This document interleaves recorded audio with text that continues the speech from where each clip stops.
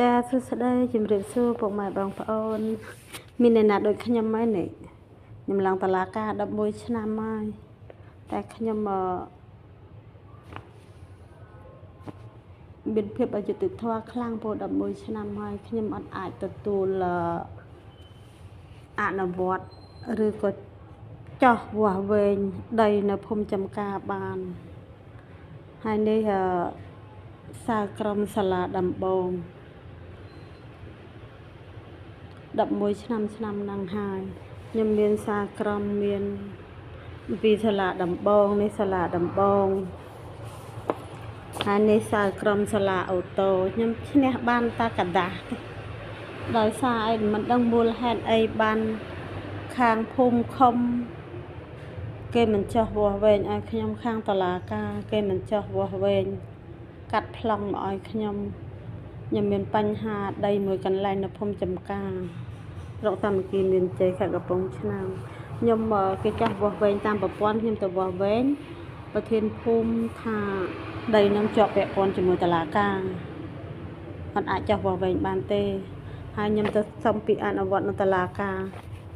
សាលាដំបងថាឲ្យខាងអូតូថាសាលាដំបងអាចចោះវាស់វែងបានអាចអនុវត្តបានតែខ្ញុំអត់យល់មិនដឹងមូលហេតុអីបានគេលើកគ្នាទៅវិញទៅមកខ្ញុំឈានដល់ទៅក្រសួងយុតិធធឲ្យជួយខ្ញុំទៀតថាជួយរកវិធានការឲ្យសាលាដំបងជួយចាស់អនុវត្តដីនៅឲ្យខ្ញុំផងដីនៅភូមិចំការ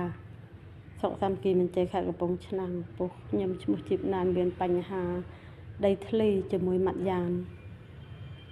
ឥឡូវហ្នឹងគេចាស់អនុវត្តបានលើកទី1លើកទី2មានអ្នកមកប្តឹងជំទាស់មិនឲ្យអនុវត្តអញ្ចឹងហេតុអីបណ្ដីខ្ញុំសោះហើយអ្នកដតីសុទ្ធនេះ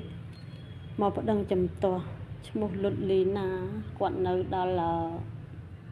តាកែវគាត់មកប្តឹងជំទាស់ដីខ្ញុំទាំងគាត់អត់មានពាក់ព័ន្ធអីសោះគាត់ថាដីនឹងគាត់ទិញនេះបើខ្ញុំមិនបានលក់ដូរផងអញ្ចឹងខ្ញុំចង់ឲ្យពុកម៉ែបងប្អូនជួយគិតខ្ញុំថាហេតុអីឬក៏ភូមិខំឬក៏តុលាការជាទីគោរពនឹង